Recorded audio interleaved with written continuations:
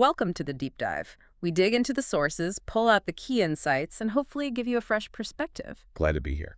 So today we're asking you to imagine something pretty wild. Think about living a double life. Great. One driven by, primal instincts, hidden desires, but you're also trying desperately to keep up this appearance of normalcy. Sort of constant battle within. Exactly. It's this story of two identities always at war. It's fascinating and often pretty brutal. And that brings us to our focus today. We're diving deep into the experiences of a character named Elena. Right. Our mission, if you will, is to really unpack her struggle for control, her search for belonging, and this raw interplay between her two worlds. Human and not so human. Precisely. You'll get a shortcut, really, to understanding this hidden reality where human feelings and animal instincts collide and intertwine. Okay, let's get into it. Elena's life, well, it's not ordinary, especially when she shifts, right? Yep. That transformation into a wolf. Yeah, the sources describe it as initially really disorienting, but that feeling apparently fades fast. And it's replaced by something else. Yeah, by this near-narcotic adrenaline. Mm-hmm. And just physical joy. Like her body is literally thanking her for, letting loose.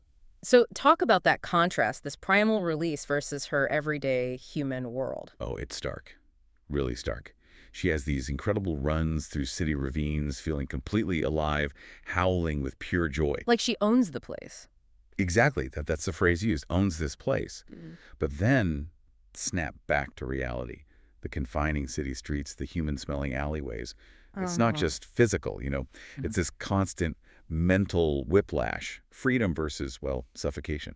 When she is a wolf, her interactions with humans, they really show something, don't they? They do.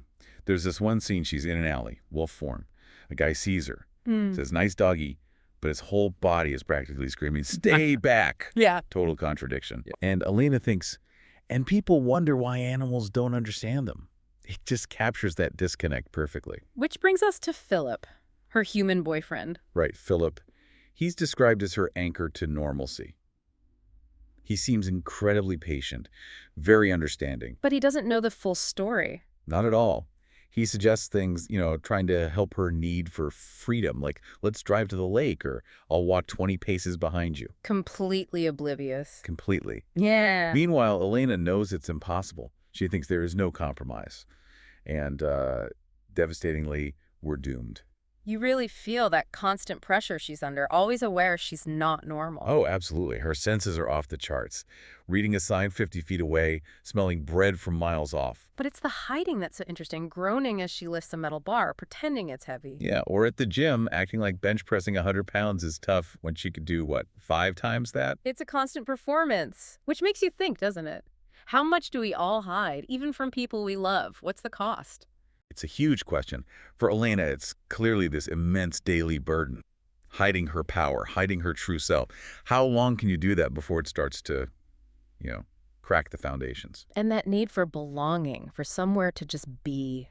It leads her to this place, Stonehaven, a different kind of family. Right, Stonehaven. It's this remote place, upstate New York, and it's described as both a sanctuary and a really complex family unit for her pack. It's its own little world. Definitely. A microcosm, really. You've got this strict hierarchy, but also this incredibly fierce loyalty. And at the top, there's Jeremy, the alpha. Yes, Jeremy. He's painted as calm, very strategic. Apparently, he used to be a translator. Okay. But the really fascinating bit, he's a secret painter, creates these enigmatic and surreal wolf scenes. Wolf scenes, that's interesting. Apparently, that's how Stonehaven makes a lot of its money. His art. Wow, so it's like their nature turned into capital? Sort of, yeah. It suggests this deep connection to who they are, but channeled into something the human world values. A way to survive, maybe. And then there's Clay, Jeremy's son. Ah, Clay. Model perfect looks. Fiercely loyal.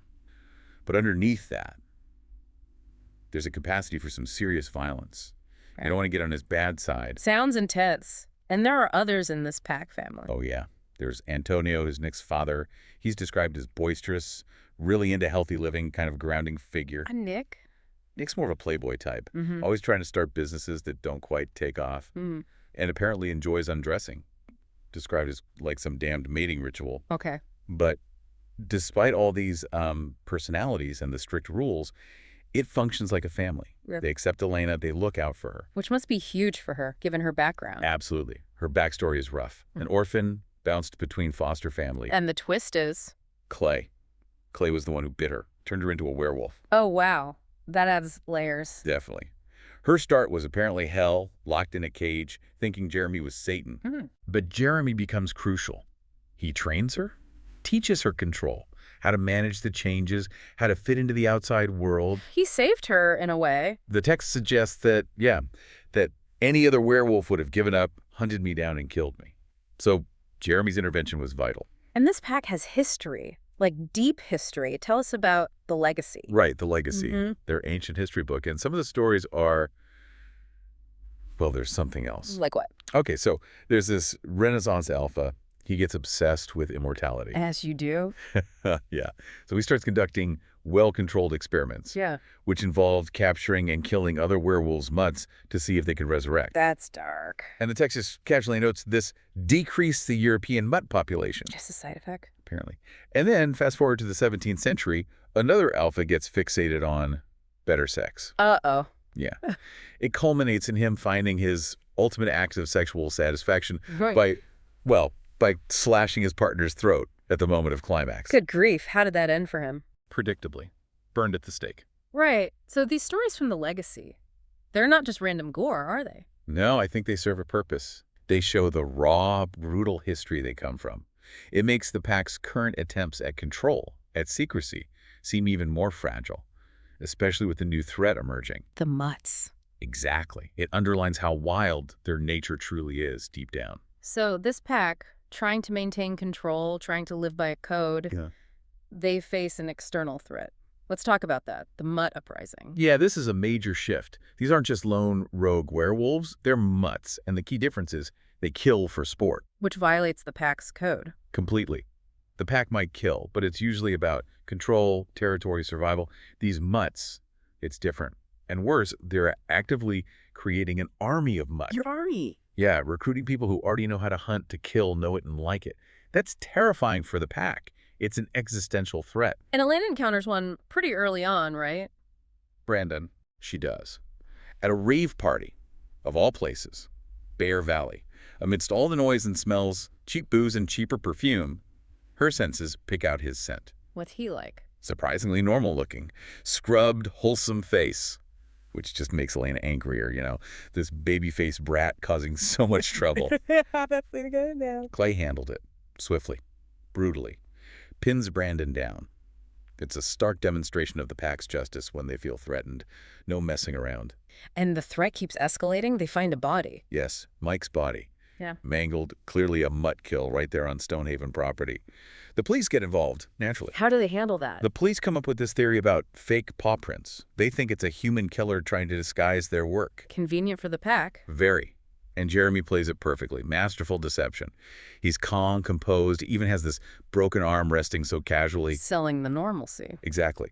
And Elena and Clay have to put on this awkward show, this marital fabrication, in front of the cops to keep the cover story intact. The pressure must be immense. Constantly performing, constantly lying. It really illustrates the tightrope they walk. Yeah. One slip, and their whole world could unravel. And this conflict, it starts hitting close to home, doesn't it? They lose people. They do. Logan and Peter, both pack members, are killed by the mutts. And that loss is profound. How does it affect them? Clay is consumed by fury and grief, raw emotion. And Elena, she's terrified. She mentions thinking that death was only temporary for werewolves, maybe some denial there. But now she knew better. This enemy brings real, permanent loss. It shatters any illusions they might have had about their own invulnerability. that's a brutal awakening. It really changes the stakes, makes it incredibly personal. Definitely. It strips away any romanticism about what they are and forces them to face a very real, very human kind of vulnerability. Amidst all this external chaos, Elena's personal life is still incredibly complicated. Love, loyalty. How does that even work when you're living this double life? It's a constant tightrope, isn't it? Philip, her human boyfriend, remains this steady presence. Still trying to make it work. Yeah, he suggests getting a condo together, showing he's thinking long-term, he's supportive, even during awkward moments like Mother's Day, when Elena clearly struggles. That she feels the strain. Oh, hugely. The text reveals her inner turmoil. I'm screwing this up, she thinks. She knows she's fortunate to have someone like Philip, but feels like she's wearing through that patience at breakneck speed. That sounds agonizing. It really does. It's this impossible conflict she's trapped in. And then there's Clay. That relationship is something else entirely. Intense doesn't even begin to cover it. It's deeply complicated, but there's this undeniable bond. They have moments, though. Real connection. They do, like playing with sparklers after a run. It sounds almost childish, but it's tied to her memories of Canada Day fireworks. A surprising bit of tenderness there. A shared world, separate from her human one. Exactly. But Clay, he's also incredibly protective, almost possessive, not physically, but of my time and my attention. He follows her. Yeah, he admits to stalking her in Toronto to keep her safe.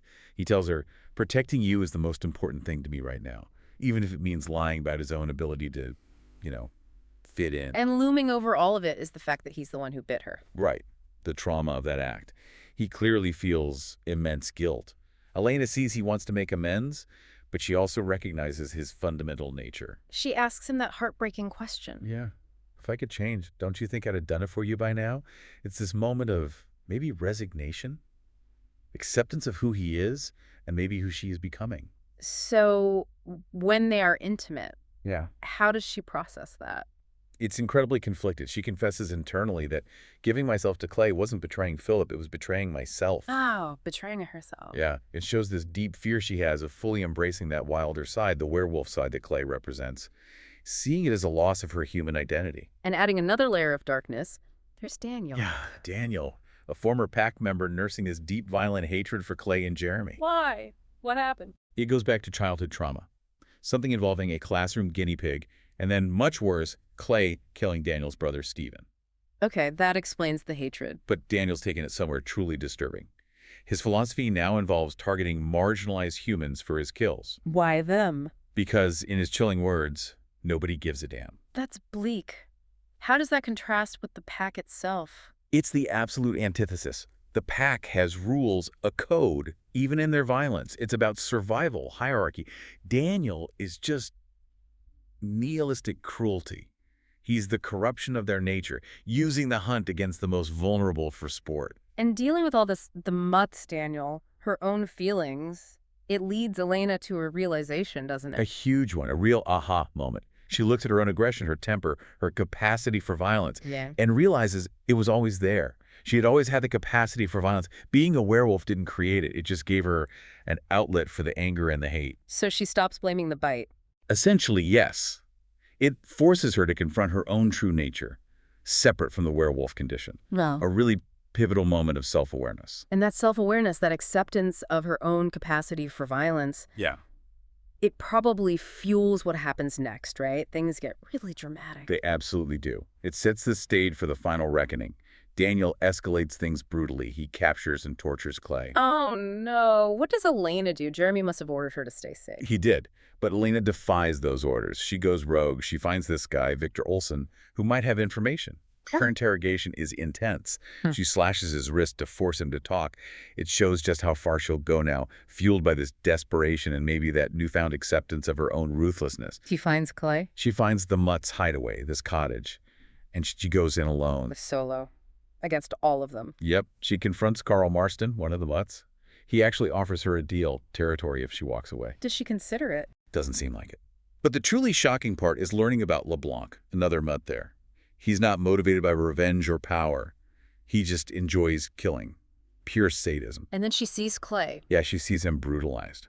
And that sight, that fear and rage, it triggers this desperate, accelerated transformation into her wolf form. Mid-confrontation. Right in the middle of it. Described as incredibly fast, incredibly painful, but driven by fear in this sudden surge of victory. And she fights. Oh, she fights. Takes on LeBlanc and Marston. It's raw power, sheer determination unleashed. A total turning point for her. Does the pack show up eventually? They do, yeah. And they're obviously reacting to her going off on her own. But then, the grim work begins. Cleaning up. Meticulously. Disposing of the bodies, Brandon and another mutt named Kane. They excise the bruises, burn the clothes, weigh down the graves with rocks, erasing every single trace. Chilling. The cold reality of their secret war. Exactly. But the biggest personal blow is yet to come. He finds out. He finds out. He tracks her, confronts her about the lies, And then the worst The happens. exhibit change. He witnesses an involuntary transformation, and the look in his eyes, pure revulsion and horror. Oh, that's devastating, the end of that road. Completely. Irreversible. There's no coming back from that. So what happens then, after everything? For their own safety, Jeremy decides Elena and Clay have to go back to Toronto. Lay low. Are they okay with that? They resist at first. But Clay, he steps up.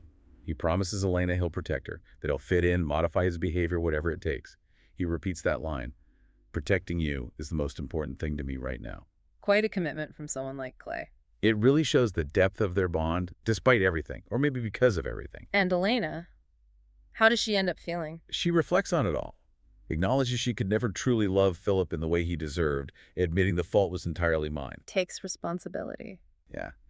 And despite all the chaos, the violence, the uncertainty, she finds a strange kind of stability in Clay. He's the comfort, the constant in her utterly changed life. Her future is wide open, completely uncertain, but maybe, just maybe, she's starting to understand who she really is. Wow. What a journey. Sacrifices, belonging, that constant war between human desires and, well, something much wilder. Her story really pushes us to think about family, about loyalty, what it means to be whole when you feel split in two. Absolutely. It challenges those neat categories we like to put things in. And maybe it leaves us, and you listening, with a final thought to chew on. Go on. If those deepest parts of ourselves, the really primal, untamed bits were suddenly laid bare, could our most important relationships actually survive that revelation? That's a heavy question. And maybe what hidden parts of your own nature, things you might not even be aware of, are driving your choices every day. Something to think about. Thanks for diving deep with us today.